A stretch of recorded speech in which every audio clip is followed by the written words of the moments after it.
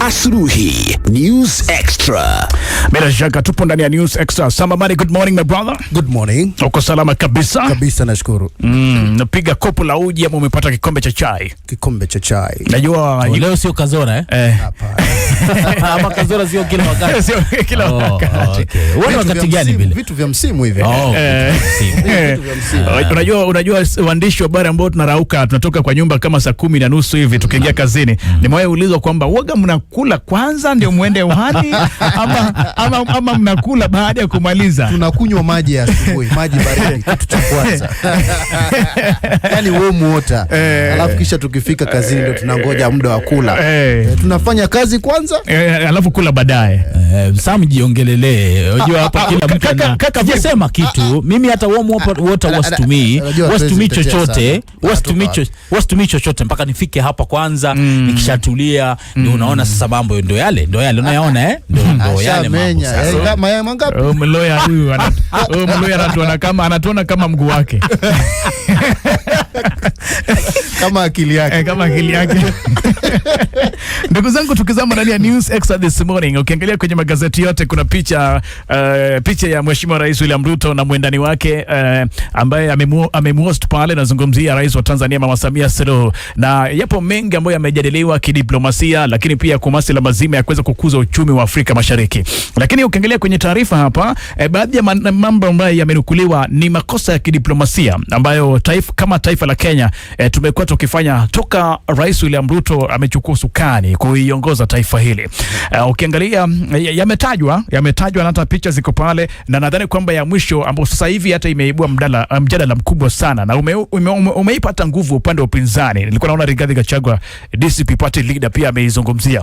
Ni matamshi ambayo rais kama si rais ni mawaziri, kama si mawaziri ni wendani wa rais. Matamshi ambayo wanatoa ambao kidogo yanaleta msukusuku wa kidiplomasia. Tukianza na ya hivi karibuni ambao Rais Museveni, rais wa Uganda, alikuwa hapa Kenya kwenye mkutano. Rais Ruto alikuwa pale na Rais Ruto akachukua microphone na akasema kabisa kwamba Uganda na Kenya zitashirikiana kujenga kiwanda cha kusafisha mafuta katika eneo la Tanga, taifa la Tanzania. Na wengi wanauliza maswali, mimi nikiwepo. Kwa watu ambao tumekulia Mombasa, wewe ni mzaliwa wa Pwani, tunajua kabisa kwamba pale Mombasa kuna eneo la Changamwe pale. Pale Changamwe kuna kiwanda cha kusafisha mafuta ambacho shughuli zake zilikuwa I think since 2013. Ndio. Since 2013, sio? Tukajiuliza maswali, mbona kiwanda hiki kisijengwe pale Mombasa? Mbona kisiboreshwe tu kile kisiboreshwe pale ambacho kiko pale? Maana kiwanda kikikuja ajira zinapatikana. You know? But tulitaraji kwamba Watanzania labda wangepokea kwa shangwe na vigelegele na viswahili vingi tu vya mapokezi. Lakini tumeona Mama Samia Suluhu, jambo la kwanza katika mkutano wa kwanza wa hadhara na vyombo vya habari, alijitokeza na akasema kwamba nilisikia kakangu Ruto akisema kiwanda kinajengwa Tanga, wakati mimi rais wa Tanzania sina habari. Akasema amelazimika kumbana amueleze zaidi. Sijui nilisikia kauli yake. Nilisikia kumbana. Yaani wewe Ruto umetoka wapi hii? Tulielewana wapi? Hili limetokea wapi? Katika utetezi wake, kabla Sam useme, katika utetezi wake Rais William Ruto wakati akihutubia bunge Tanzania, aliweza kusema kwamba naambiwa kwamba nilichokitangaza kuhusiana na kiwanda Tanga hakijaweza hamjalichukulia vizuri nyinyi wa Tanzania, na akaongeza kwamba if I knew kwamba mtalichukulia mlivyolichukulia, basi ningetangaza kwamba refinery hii ingejengwa Mombasa. Alisema hivyo jana. Labda nikiquote hapa, anasema kwamba let me just quote, I've been informed that my decision to announce the building of a refinery in Tanga has not sat well with you Tanzanians. If I knew, I would have announced that a refinery will be built in Mombasa. Lakini haya ya Tanga labda tuyaweke kando. Nadhani kwamba na hili nimelisema hukumu katika awamu ya uchambuzi wa magazeti. Sijawahi ona serikali ambayo inafanya blunders ikija kwa masuala ya diplomasia kama serikali ambayo imekuwa mamlakani for the last 4 years.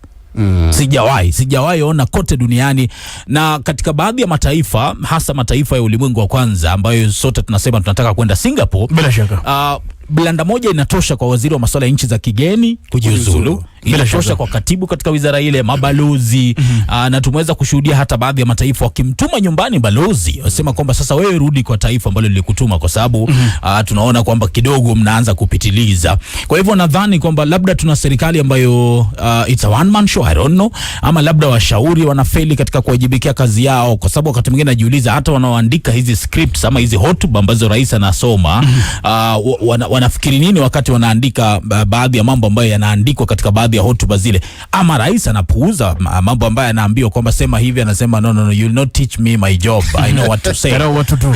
Kwa hivyo labda, lakini sijawahi ona blunders nyingi katika hatamu ya serikali kama ninavyoona chini ya Rais William Ruto.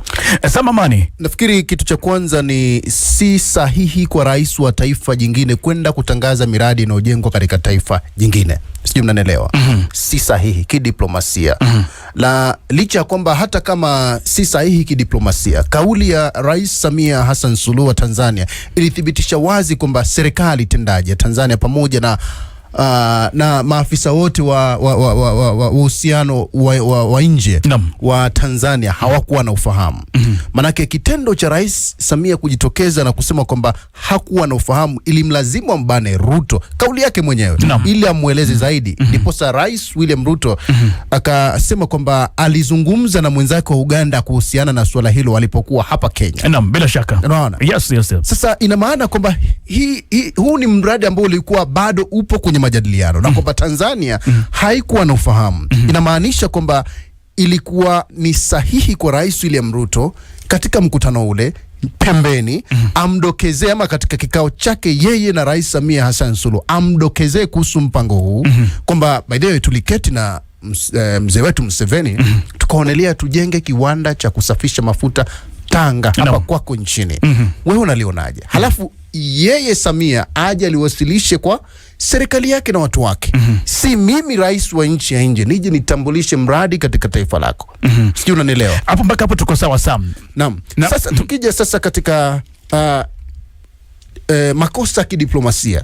Nilikuwa napitia gazeti la The Standard hasa ukurasa wa kwanza, lakini pia nikajaribu tafuta hizi blunders, na nafikiri aliandika taarifa hii ya blunders ambazo zimekuwa hapo katika diplomasia. Nafikiri anaelewa vyema serikali ya Kenya Kwanza.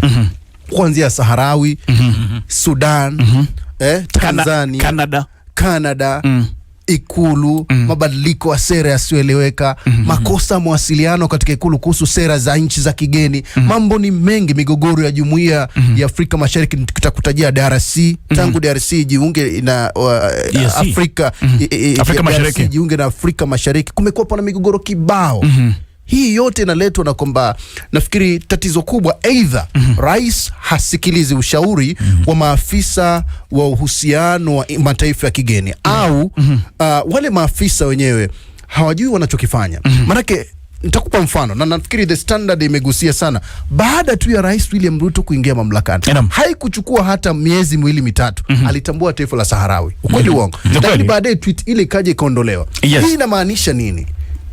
Tunaharakisha kutoa kauli bila kupima uhusiano wetu na mataifa mengine ya kigeni.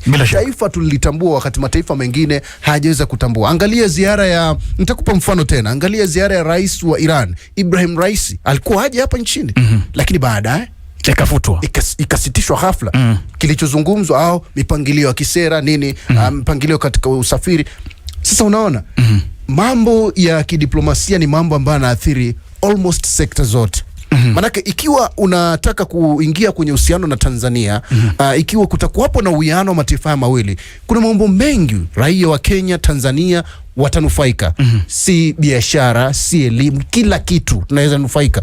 Lakini kauli za ambazo zinatoka kwenye maafisa na hasa sera ambazo zinatoka katika hizi ofisi zinamaanisha mambo mengi zaidi kuliko kile ambacho mtu wa kawaida anaona, hasa kwa wale ambao wanajua diplomasia inavyofanya kazi. Diplomasia inaweza fanya kazi kwamba hata labda mna tatizo tu, serikali ya mfano Uingereza amue tu nawapa tu kitu tu, wapeni, hao ni marafiki zetu, fanyeni kitu kama hivi. Nitakumbuka kauli ya Balozi Macharia Kamau. Sijui mnamkumbuka? Balozi Macharia Kamau nafikiri alikuwa kuanzia mwaka 2018 kama sijakosea, okay.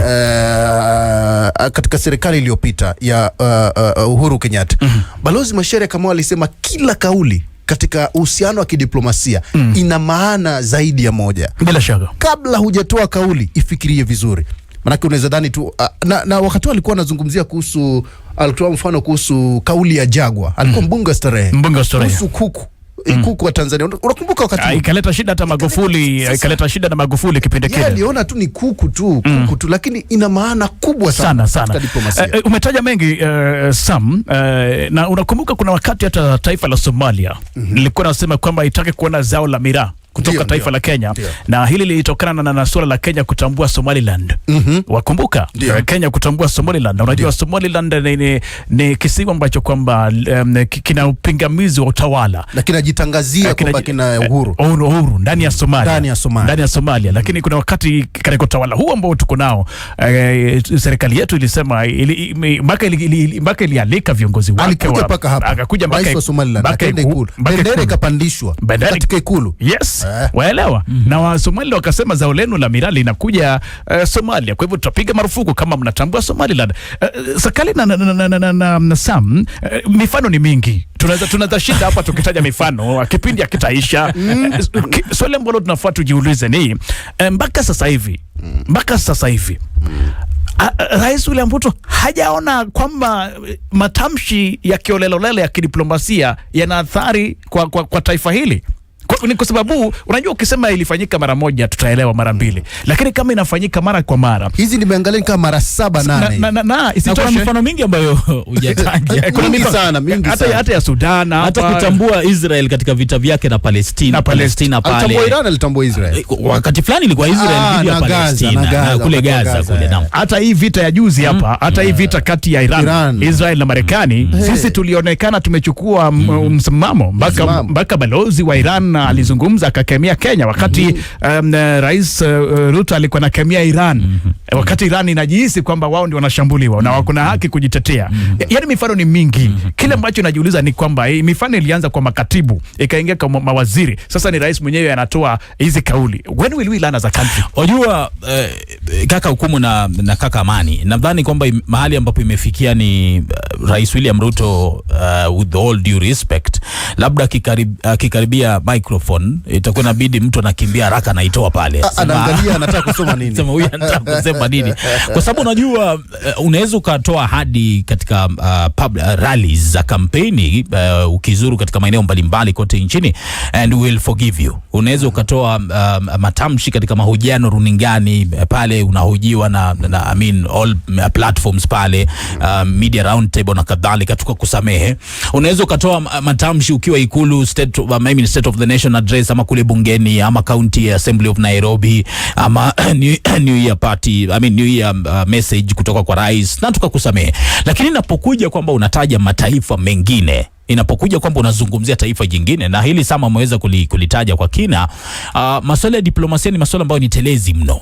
Ni mada ambayo hauwezi ukapanda tu jukwani na kwa sababu ya excitement na ukaamua kusema kwamba sisi ni taifa ambalo tuna uchumi wa juu zaidi kuliko ama jirani zetu, barabara zao hazifiki 20 kilometers, I mean kilometers zetu ni nyingi zaidi, wale ni low economy, sisi ni middle economy. I mean haya si masuala ambayo unaweza kuyatumia tu na kuyasema tu kiholela, eti kwa sababu upo katika political rally or you want to prove a point, unataka kujitetea dhidi ya bei ya mafuta, kwa hivyo unaamua kuweza kuzungumzia mataifa ambayo hayapo pale. Nadhani kwamba kijumla Rais William Ruto sidhani kama anaweza kujidanganya ama akatudanganya kwamba hana ufahamu kwamba kumekuwa na so many of these diplomatic gaffes, kwa sababu na hakika anasoma gazeti la The Standard, anafuatilia vyombo vya habari, anatazama KTN, anasikiliza Radio Maisha, social media pale, na Wakenya wanazungumzia masuala haya. Nadhani kwamba labda ni swala la mapuuza, ama ni swala la ujinga kwa maana ya kutoelewa, ama ni swala la wale washauri ambao wanamzunguka rais labda hawana capacity. Lakini hata kando na hilo, Amani na Hukumu, kunafaa kuwepo sera rasmi gani ya kidiplomasia? Lazima pawepo policy ambayo ni clear kwamba ikija kwa swala la uhusiano wa Kenya na taifa jirani, mchakato wa ujumbe ni huu, lazima ujumbe huu uweze kutoka hapa uende hapa, atakayeidhinisha ni nani. Hata kama wewe ni rais, ikija kwa masuala ya diplomasia hauna monopoly ama hauna uhuru kwamba unaweza ukasimama tu jukwani ukaamua leo nataka kuzungumzia Togo na ukaanza kuzungumzia Togo. Lazima pawepo mchakato ambao ni rasmi, lazima pawepo ujumbe ambao ni rasmi, msimamo ambao ni rasmi. I have no problem na Kenya kutambua Somaliland. Sina tatizo na hilo. Ethiopia wametambua Somaliland the other day. Hata Israel. Israel vivyo hivyo. Hata Marekani pia. Lakini lazima iwe kwamba ndio msimamo wa taifa la Kenya ambao hauamuliwi na mtu mmoja tu ambaye amepanda jukwani. Ila unafaa kuweza kuamuliwa baada ya majadiliano na kuangalia interests za taifa la Kenya na kuangalia kimsimamo ni wapi ambapo maslahi ya raia wa Kenya yanakuwa salama zaidi. Na pia kuna miungano mingine kama EAC ambayo lazima vile tuzingatie wakati ambapo tunafanya baadhi ya maamuzi haya. Kwa hivyo nadhani labda ni swala la mapuuza na I mean these are just too many. Nadhani kwamba kwa sababu ya muda dakika ni 22 kabla kufika 2 kamili, na kuna mengine mengi ya kuzungumzia na ya kufanya ndugu zangu. Sam, naona kuna la mwisho la kutia muhuri. Kama kauli ya kuku walimfanya rais mstaafu Uhuru Kenyatta kuondoka Kenya kwenda Tanzania nyumbani, hasa kwa Pombe Magufuli ili kujadiliana kuhusiana na uhusiano wa kidiplomasia na Kenya na Tanzania. Swala hili swala la kidiplomasia si swala la mchezo. Bila shaka. Kabla nafikiri rais atoe uhuru kwa wizara ya mashauri ya nchi za kigeni iweze kushughulikia haya mambo, na ikiwa hao maafisa wa wizara ya masuala ya nchi za kigeni hawana uzoefu, maafisa watu ni wengi. Na ndugu zangu, tukimalizia tu, na umesema watu ni wengi, kumekuwa na hoja kubwa tu na tatanishi kwamba kwamba kwa sababu rais ambaye kwa madarakani ameajiri washauri wengi mpaka wengine mahakama wanasema hawafai. Mpaka kuna washauri wa kushauri washauri ndio washauri sasa. Kuna washauri ambao wanashauri wao washauri, alafu wao washauri wanaenda kushauri rais, si ndio? Kwa hivyo it's not hadi wengi. Kwa hivyo si swala la ministry na washauri, si swala la si swala la kuna upungufu wa washauri. Now this beg the question. Kuna kitu kimekuwa kikisemekana kwamba Rais Ruto anashauri washauri wake namna ya kumshauri. Could it be true now? Because we have enough advisors in this country. Hapo sasa unakuja katika hali tatizo mdafaa tulijadili kwamba Rais William Ruto atoe uhuru wa hawa watu wafanye kazi. Experts wafanye kazi. Ama watume nyumbani, abaki kama hawawezi waondoe tu waweke watu wengine. Kwa sababu haiwezekani kama Sing'oei ni katibu katika idara ya masuala ya nje. Yes. Lakini yeye naye mwenyewe amekuwa akifanya blunders, tweet za Urusi, Ukraine, vitu kama hivyo. Lakini wewe ukiwa umeajiriwa, wakati tunamalizia hukumu, wakati wewe umeajiriwa kazi yako ni kushauri na unahisi kwamba ushauri wako uchukuliwe, kipi kinakuzuia kusema kwamba siwezani, acha niende nyumbani? Unaweza kuwa also being unfair kwa walipa ushuru wakati unakula mshahara. Inaweza kuwa inaweza kuwa kwamba wewe unatoa ushauri lakini mwisho unashauriwa namna ya kutoa ushauri. Sasa kuna mshauri anaandika tayari script. Unafaa utoe ushauri mara ngapi ndio uone kwamba ushauri wangu hapa huhitajiki? Niachane nao, niende unanishauri, lakini mimi nimeshaandika tayari script yangu na nataka kusoma hiyo. Unanishauri nini? Na unakuambia sasa hii nasema ni mimi yani nasema. Ni mimi. Na nakwambia hivi ndio nataka unishauri. Sasa unashauri